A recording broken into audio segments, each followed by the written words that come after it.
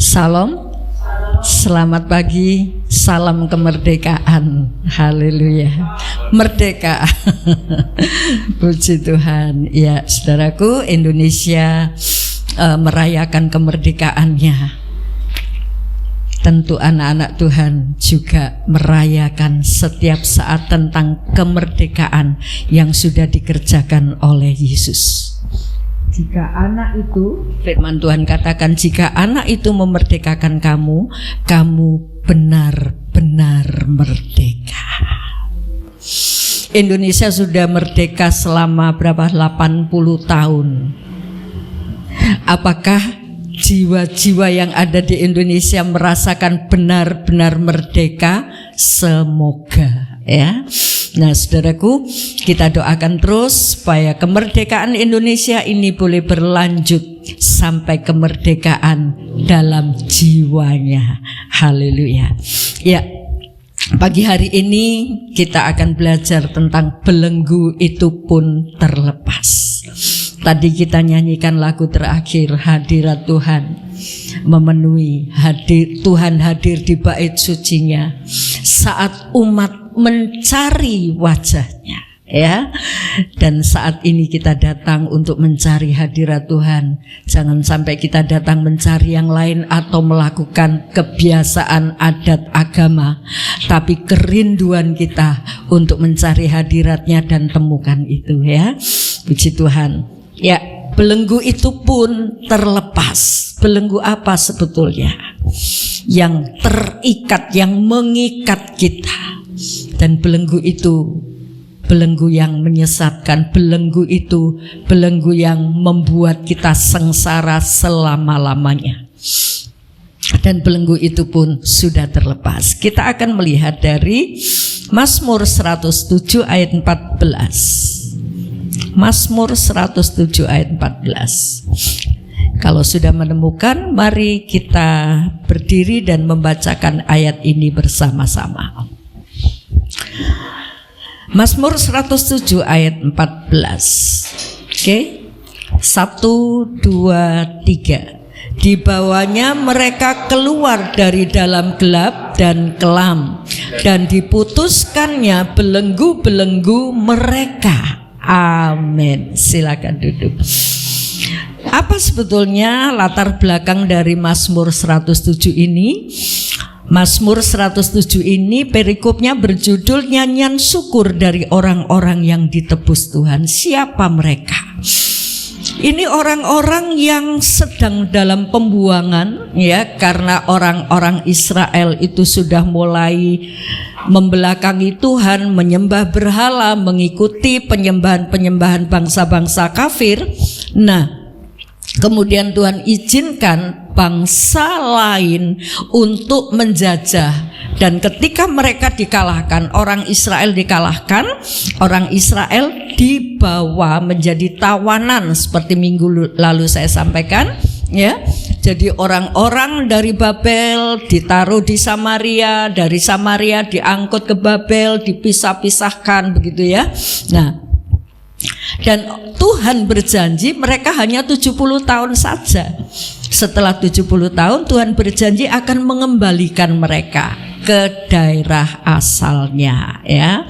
Nah, setelah mereka dikembalikan, lah ini nyanyiannya, puji-pujian syukur dari Mazmur 107 sampai ayat 1 sampai selanjutnya.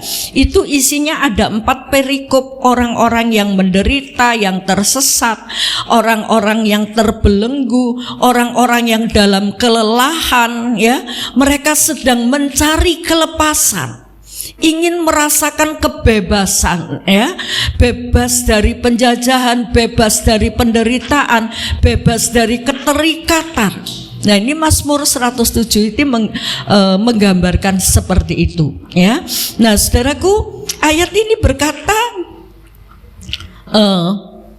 di bawahnya mereka keluar dari dalam gelap dan kelam.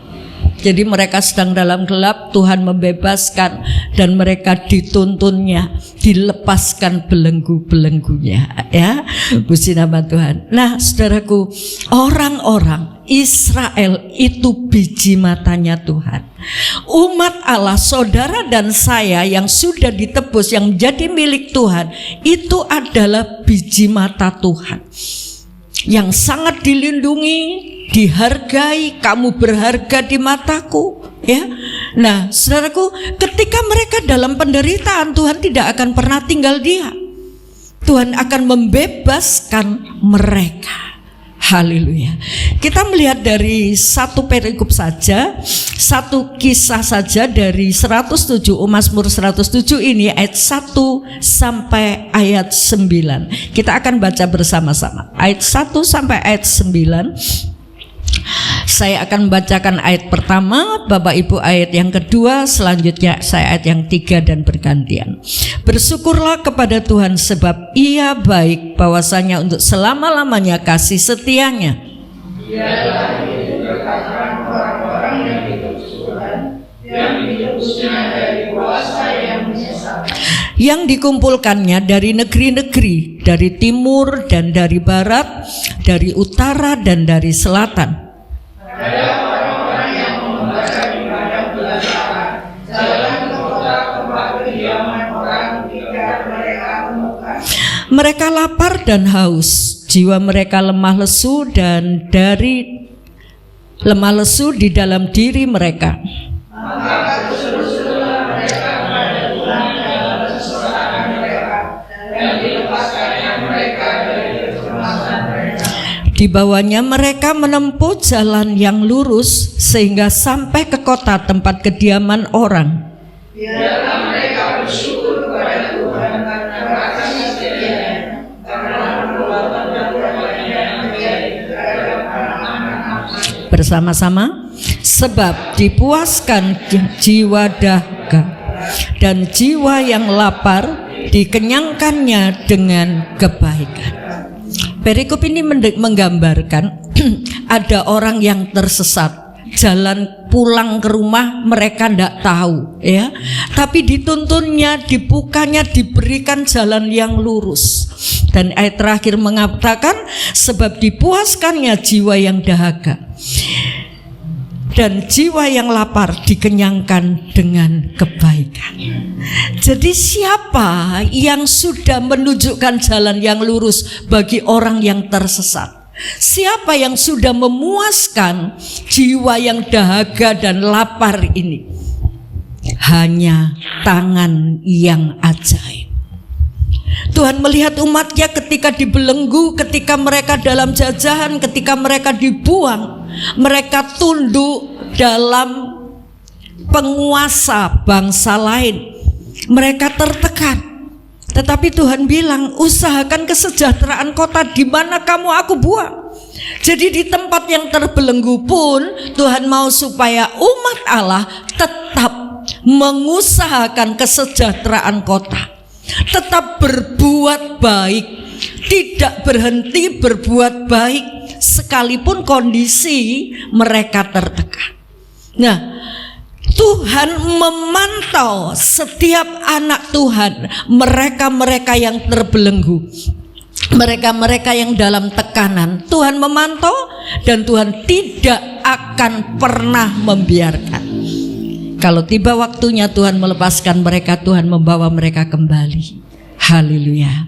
Nah, saudaraku, Mazmur 107 ayat 1 sampai 9 ini tentang belenggu dan tentang kelepasan oleh tangan yang ajaib, ya.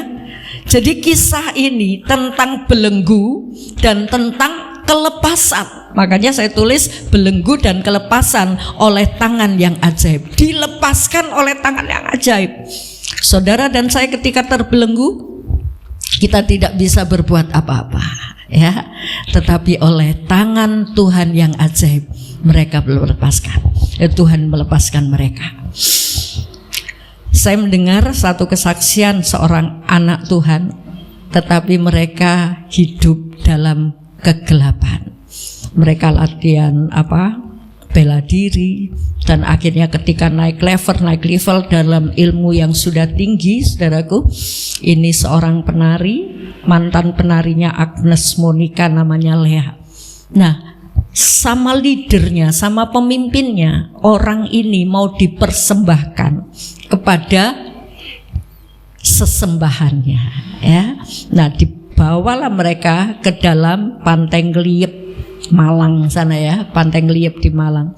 Nah, ini anaknya dasar kenal Tuhan Yesus, tapi dia sudah membelakangi Tuhan, dia sudah punya latar belakang kepahitan. Nah, ketika dipersembahkan, dibawa ke Pantai Ngeliep tengah malam, saudaraku, ada 6 orang. Ketika ada ombak itu mau memakan mereka, satu orang ini yang namanya Lea, dia cuma bilang dalam nama Yesus. Dan 5 yang lainnya tergerus ombak dan meninggal, tapi dia diselamatkan. Kita melihat di sini bahwa kuasa Tuhan memilih orang ini sekalipun dia sedang dalam belenggu dosa. Begitu dia teriak nama Yesus yang ajaib itu, dia dilepaskan. Jadi belenggu-belenggu yang sedang membelenggu orang Israel itu Tuhan melihat. Tuhan tidak membiarkan, dan ada waktunya Tuhan melepaskan mereka. Haleluya. Dan siapa yang bisa melepaskan? Hanya Tuhan. Ya, makanya saya tulis di sini belenggu dan kelepasan oleh tangan yang ajaib. Haleluya.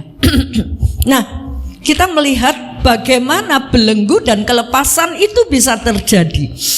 Kita melihat di ayat 4 dan 5. Silakan. Ada orang yang mengembara di padang belantara, jalan ke kota tempat kediaman orang yang tidak mereka temukan.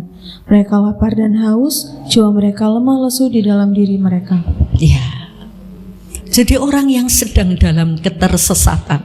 Ada orang-orang yang mengembara di padang belantara, jalan ke kota tempat kediaman orang tidak mereka temukan, bingung. Haleluya. Mereka lapar dan haus, sudah tersesat, lapar, haus, ya. Dan Tuhan melihat semua ini. Nah, ketika orang menyadari ketersesatannya, banyak orang tidak sadar ya tentang ketersesatannya. Dalam kondisi tersesat itu, saudaraku, ayo kita sadar.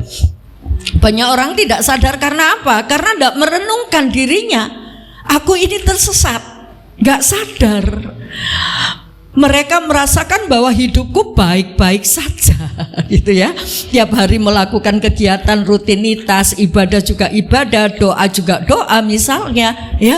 Tapi mereka tidak sadar kalau mereka sedang tersesat. Jadi bagaimana supaya belenggu itu dilepaskan? Sadari akan ketersesatan kita. Bagaimana kita bisa menyadari ketersesatan kita kalau kita tidak pernah merenungkan bagaimana hidupku ini di hadapan Tuhan. Nah, ini penting. Makanya perlu setiap hari saudara dan saya memiliki waktu menyendiri dengan Tuhan, merenungkan hidup kita ini di hadapan Tuhan. Entah saat di tempat tidur saudara merenung-renungkan selama ini seperti apa karya Tuhan, selama ini bagaimana hidupku di hadapan Tuhan.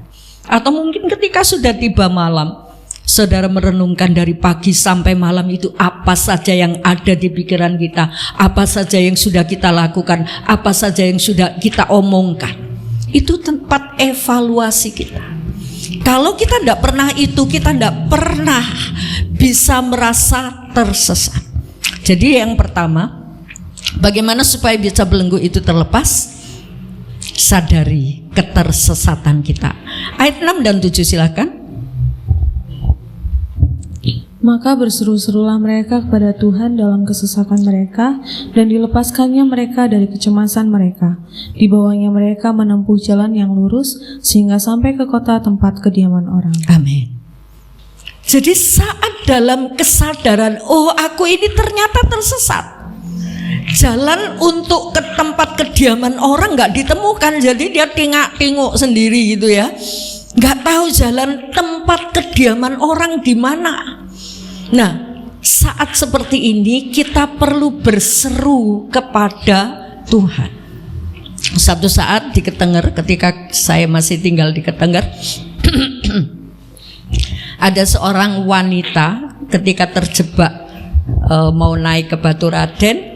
Orang itu dari Purwokerto, terus ditawari, ayo mbak ikut, ayo mbak. Nah dia mau ikut, puji Tuhan ada nunutan gitu mungkin ya, kalau bahasa kita puji Tuhan. Nah dia masuk di situ, ternyata itu orang-orang jahat semua.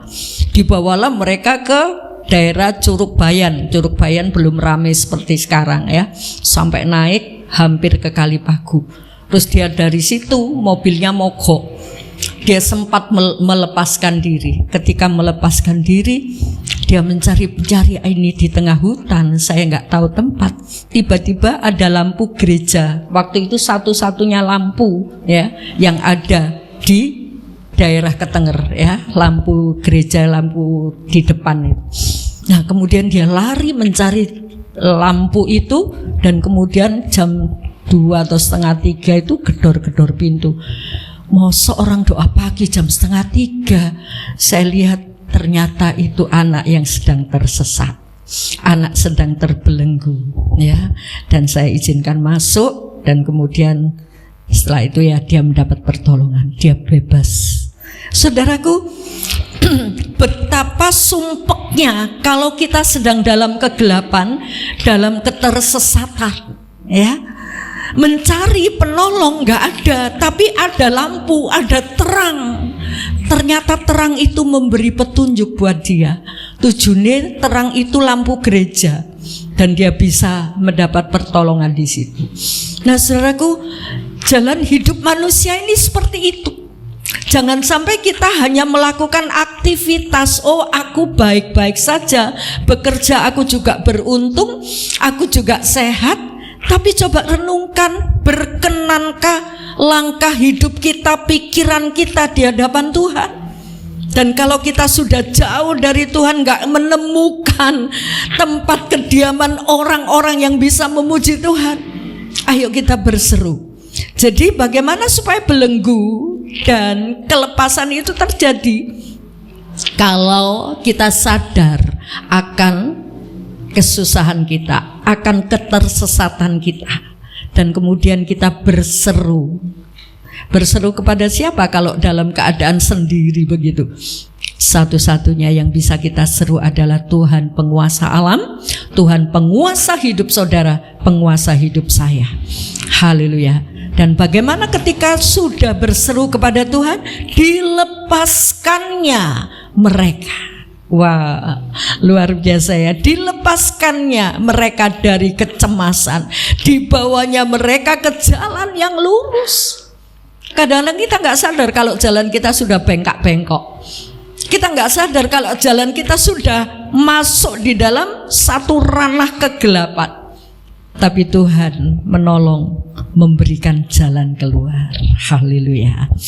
Yang ketiga, kalau kita sudah merasakan terbelenggu dan dilepaskan, apa yang harus kita lakukan? Ayat 8 dan 9. Silakan.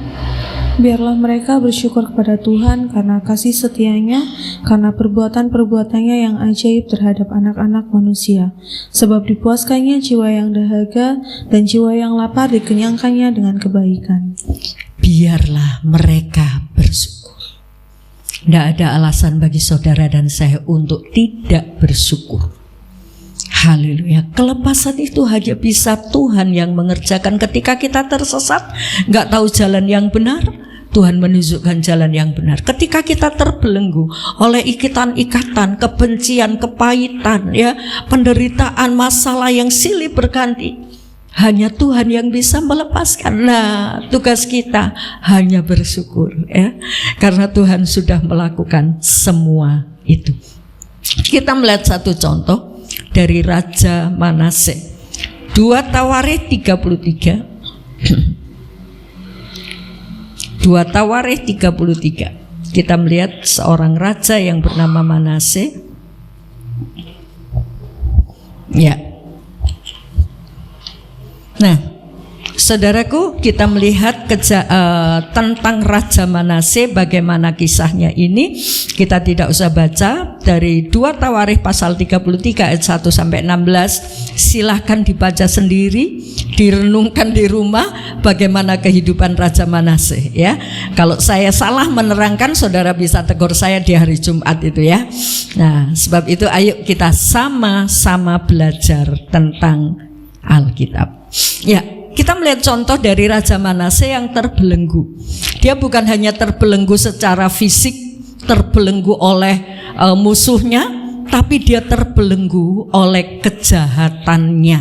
Ya, puji Tuhan. Kita akan membaca dari 2 Tawarikh 33 ini dari ayat 1 sampai ayat yang ke-10. Ini kejahatan yang membelenggu Raja Manase juga rakyatnya ya. Coba kita baca dari ayat yang ke-3 sampai ayat yang ke-5. Silakan. Ia mendirikan kembali bukit-bukit pengorbanan yang telah dirobohkan oleh Hizkia ayahnya. Ia membangun mezbah-mezbah untuk para Baal, membuat patung-patung Asyera dan sujud menyembah kepada segenap tentara langit dan beribadah kepadanya. Ia mendirikan mezbah-mezbah di rumah Tuhan, walaupun sehubung dengan rumah itu Tuhan telah berfirman, "Di Yerusalem namaku akan tinggal untuk selama-lamanya." Dan ia mendirikan juga mezbah-mezbah bagi segenap tentara langit di kedua pelataran rumah Tuhan. Luar biasa, berani banget ya. Tadinya bangsa Israel ini menyembah, beribadah kepada bait Allah, di bait Allah ya. Nah, kemudian ketika orang Israel mulai menyembah berhala, membuat tugu-tugu berhala. Nah, Hizkia itu bapaknya Manase. Hizkia mulai merubah ya, dia melakukan apa yang benar. Dibuanglah tugu-tugu berhala, dipulihkan kembali penyembahan, dikembalikan rakyatnya untuk menyembah kepada Allah yang benar. Nah, begitu Hizkia mati, ganti Manase. Manase ini anaknya Hizkia. Nah, ayat 3 itu menyebutkan bahwa dia membangun kembali tugu-tugu berhala yang sudah dirobohkan oleh Hizkia. Dia membangun kembali. Kebangetan banget ya.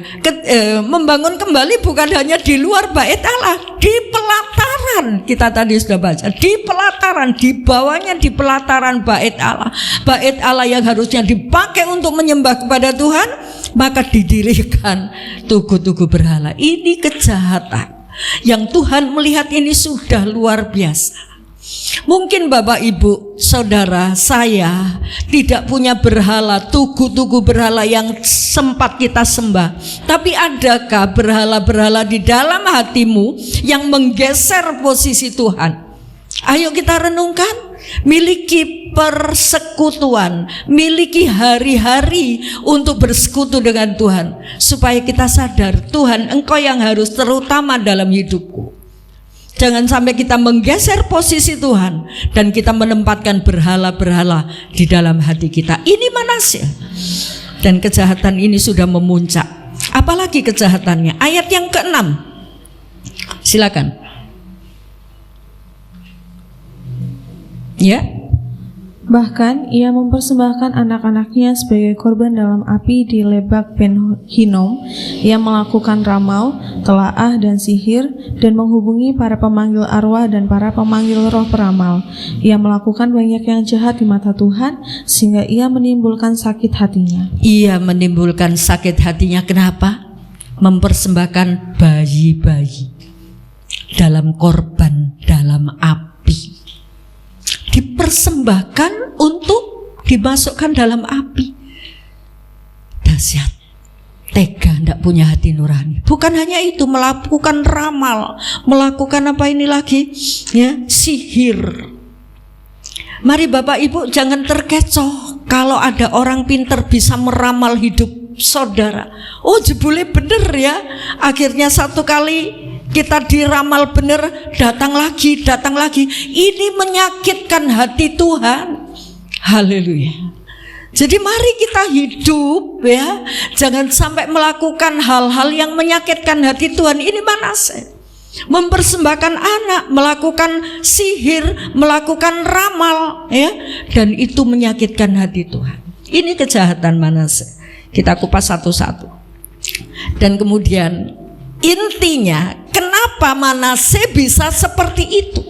Dan ketika Manase dalam kejahatan yang memuncak seperti itu, Tuhan tidak langsung menghukum. Tuhan masih mengutus nabi-nabinya untuk memperingatkan mereka, mengingatkan Manase. Tapi Manase tidak menghiraukan.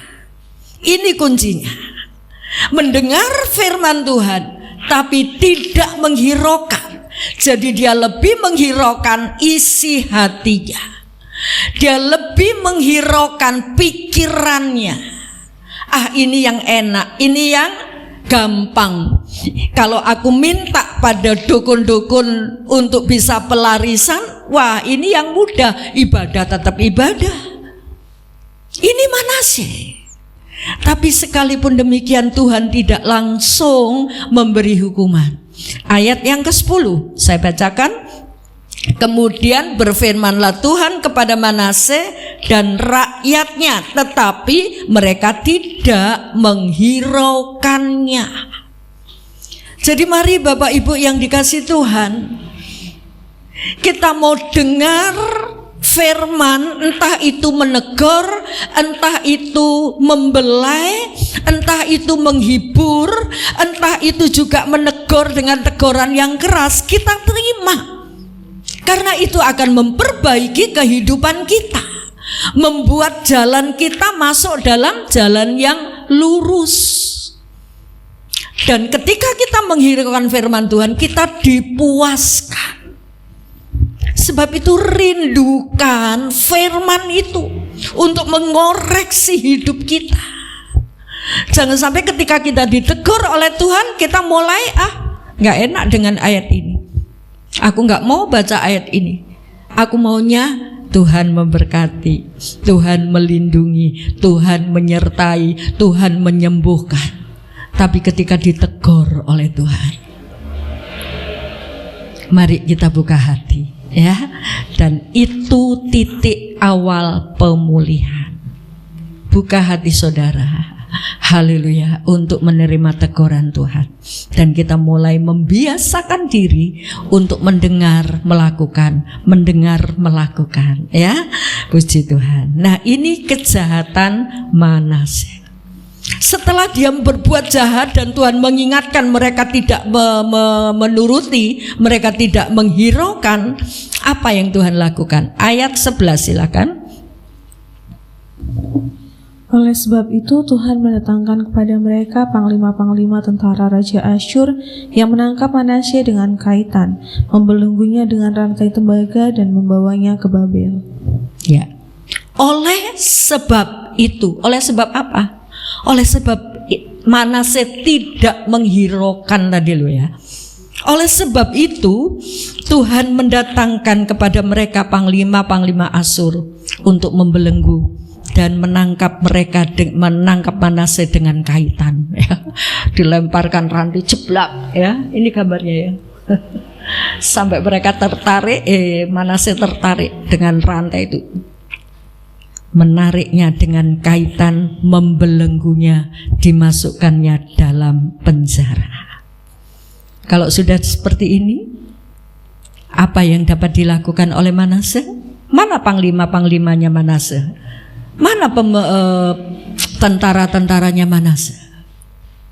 Dia tidak berdaya untuk melepaskan diri. Tentara Asyur lebih sangat kuat untuk menangkap Manase, untuk memenjarakan, menyengsarakan Manase. Tapi di saat yang terhimpit, di titik yang paling rendah itu, apa yang dilakukan oleh Manase? Ayat 12 dan 13 silakan.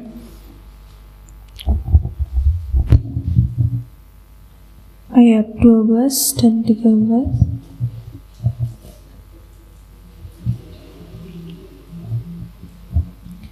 Dalam keadaan yang terdesak ini, ia berusaha melunakkan hati Tuhan Allahnya. Ia sangat merendahkan diri di hadapan Allah nenek moyangnya dan berdoa kepadanya. Maka Tuhan mengabulkan doanya dan mendengarkan permohonannya. Ia membawanya kembali ke Yerusalem dan memulihkan kedudukannya sebagai raja. Dan Manasye mengakui bahwa Tuhan itu Allah. Manasye mengakui bahwa Tuhan itu Allah. Tadinya dia menyembah berhala, dia tidak mengakui Tuhan itu Allah. Saya harap setiap kita yang ada di tempat ini atau yang mungkin tidak hadir, kita mengakui Tuhan itu Allah yang berkuasa atas kita. Jangan sampai harta itu menjadi Allah kita. Jangan sampai hobi itu menjadi Allah kita. Jangan sampai hal-hal lain, kesuksesan itu menjadi Allah kita. Tapi jadikan Allah itu menjadi Allahmu yang terutama dalam hidupmu. Dan ketika Manasye terhimpit mengalami keadaan di titik yang paling rendah, dia sadar. Dalam keadaan yang terdesak ini, ia berusaha melunakkan hati Tuhan Allahnya. Ia merendahkan diri. Dan dia berkata, merendahkan diri di hadapan Allah dan berdoa kepadanya. Maka apa yang Tuhan lakukan? Ia mengabulkan doanya. Begitu mudahnya hati Tuhan ini luluh. Haleluya, ya. Ketika Manasye merendahkan diri, berdoa, mengakui Tuhan Allahnya, hati Tuhan luluh. Tuhan mengabulkan doanya. Dan apa yang dilakukan oleh Tuhan? Tuhan memulihkan kondisi Manasye. Dia memulangkan dan menjadikan dia raja dalam posisi yang semula. Dipulihkan kondisi kehidupannya, ya, keadaannya dipulihkan, dilepaskan dari belenggu itu, dikembalikan untuk bisa menjadi raja. Bapak Ibu bisa baca selanjutnya di situ. Nah, saudaraku, ini loh hati Tuhan. Mungkin di dalam hati saudara dan saya punya kebencian, kedengkian, sakit hati, ya, entah kepada siapapun, saudaraku. Mungkin juga sedang dibelenggu oleh masalah, penderitaan, pencobaan yang tidak kunjung henti, ya, penyakit mungkin yang tidak sembuh-sembuh, saudaraku. Ketika kita terbelenggu, mari kita datang kepada Tuhan. Pertama, koreksi diri. Apakah ini salah saya? Saya sudah menjauh dari Tuhan seperti Manasye? Saya sudah menyakitkan hati Tuhan seperti Manasye? Kalau itu tidak ada, kalau Tuhan tidak berbicara teguran itu, berarti Tuhan sedang membawa saudara dalam ujian seperti Ayub untuk bisa naik level. Haleluya. Untuk bisa melihat berkat Allah yang 2 kali lipat itu. Tapi pertama-tama ketika kita terhimpit di tempat yang paling rendah itu, pertama-tama mari kita koreksi diri. Dan ketika Manasye sadar, dia merendahkan diri. Ini yang harus kita lakukan. Ini yang membuat hati Tuhan luluh. Kalau hati Tuhan saja bisa luluh dengan kejahatan kita, pertobatan kita, mosok ketika orang lain menyakiti kita, kita nggak bisa luluh? Haleluya. Mari kita memiliki hati seperti Tuhan. Dan setelah itu, apa yang dilakukan oleh Manasye? Ayat 14 sampai ayat 16. Silakan. Kemudian ia mendirikan tembok luar pada kota Daud di sebelah barat Gihon di lembah sampai dekat pintu gerbang ikan mengelilingi Ofel. Tembok itu dibuatnya sangat tinggi. Ia menempatkan juga panglima-panglima perang di tiap kota kubu di Yehuda. Ia menjauhkan allah-allah asing dan berhala dari rumah Tuhan. Juga segala mezbah yang didirikannya di atas gunung rumah Tuhan dan di Yerusalem, dan membuangnya keluar kota. Ia menegakkan kembali mezbah Tuhan, mempersembahkan korban keselamatan dan korban syukur di atasnya, menyerukan kepada Yehuda untuk beribadah kepada Tuhan Allah Israel. Amin. Ia menegakkan kembali mezbah Tuhan, merobohkan tugu-tugu berhala yang sudah dibuatnya itu dirobohkan, ya, dan mendirikan mezbah Tuhan kembali, menjalin hubungan yang baik kembali dengan Tuhan. Ini yang harus kita lakukan ya saudaraku. Jangan sampai berhala-berhala itu membuat kita lupa dengan Tuhan, menggeser posisi Tuhan, tapi bongkar itu semua. Kebiasaan-kebiasaan yang sudah mengikat kita, kebiasaan-kebiasaan yang sudah tidak mau mendengar firman Tuhan, tidak menghiraukan Tuhan. Coba kita mau belajar Tuhan merendahkan diri, kita datang kepada Tuhan merendahkan diri, dan saat itu Tuhan melakukan, tidak sukar bagi Tuhan untuk memberikan pemulihan, baik pemulihan kondisi ekonominya, kondisi kehidupannya yang penuh sakit penyakit, penuh dengan masalah. Tuhan tidak sukar untuk melakukan semua itu. Dan ketika semua itu terjadi, ayo kita membuang kebiasaan lama ya, yang membuat kita tidak sadar akan ketersesatan kita. Kita buang dan kita mulai mendirikan mezbah untuk bisa bersekutu dengan Tuhan. Adakah di antara Bapak Ibu yang sedang terbelenggu? Kisah tadi, seorang penari yang bernama Lea tadi, dia sangat kepahitan dengan ibunya. Karena sejak kecil ibunya itu KDRT dengan anaknya. Dia punya kepahitan, kapan aku bisa membunuh ibumu. Nah, ketika dia ikut dengan sekte yang menyesatkan ini, sekte penyembahan kepada setan ini, dia rindu, aku mau membunuh ibuku. Nah, saudaraku, ketika dia ingin membunuh ibu dengan ilmunya, kesempatan terjadi. Aku mau membunuh ibu malam ini. Dan dia melakukan ritual-ritual. Ini orang percaya Tuhan loh, bukan orang percaya Tuhan, tapi ke gereja ya. Nah, ketika itu dia merasa ada jamahan Tuhan, ada kaki Tuhan, ada tangan Tuhan yang mengulurkan. Ayo, kamu sedang terbelenggu, kamu sedang dalam terikatan, tak bawa. Terus dia merasakan satu aliran yang membuat dia damai, membuat dia adem ya. Nah, kemudian satu yang Tuhan lakukan, yang pertama, ampuni ibumu. Ampuni ibumu. Dan dia masuk ke dalam kamar ibunya, ibunya sedang megap-megap. Karena memang dengan ritualnya itu dia ingin membunuh ibunya. Ibunya sedang megap-megap. Kemudian dia merangkul ibunya, Bu, aku mengampuni, aku mengasihi. Lepas belenggu itu, saudaraku. Mari kita memiliki hati ketika Tuhan perintahkan apa? Ampuni ibumu. Mungkin ada orang-orang, suamimu, istrimu, anakmu yang menyebalkan, mungkin juga orang tuamu yang menyebalkan. Bisakah kita menerima dia? Dan ini yang Tuhan mau pulihkan dari kehidupan orang yang sudah terbelenggu oleh pelajaran-pelajaran sekte yang menyesatkan ini. Dia sudah dibebaskan dari terkaman untuk dipersembahkan kepada setannya. Dia sudah terlepas dan dia mengucap syukur juga. Tapi kebencian masih ada di dalam hidupnya. Dan Tuhan pertama-tama katakan, ampuni ibumu.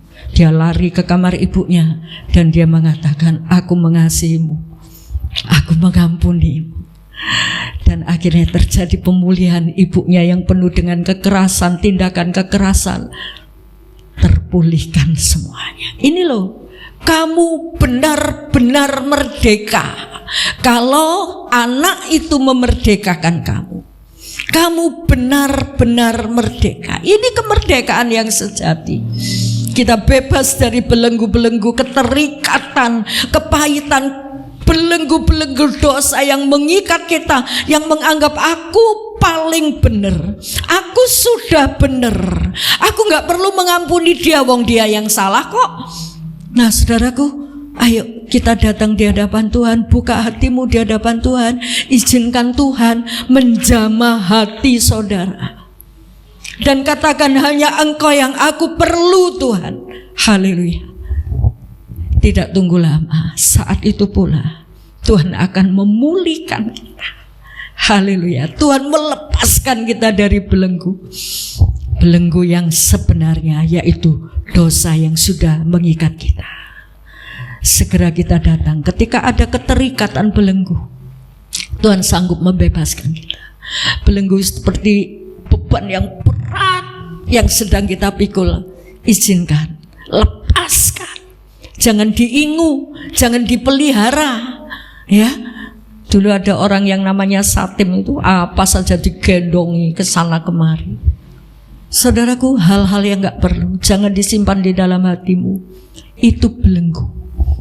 Saat ini ketika saudara sadar aku tersesat, aku sedang dalam belenggu, Yesus ada di tengah kita. Buka hatimu, izinkan Tuhan menjamahmu dan memulihkanmu. Mari kita berdiri bersama-sama.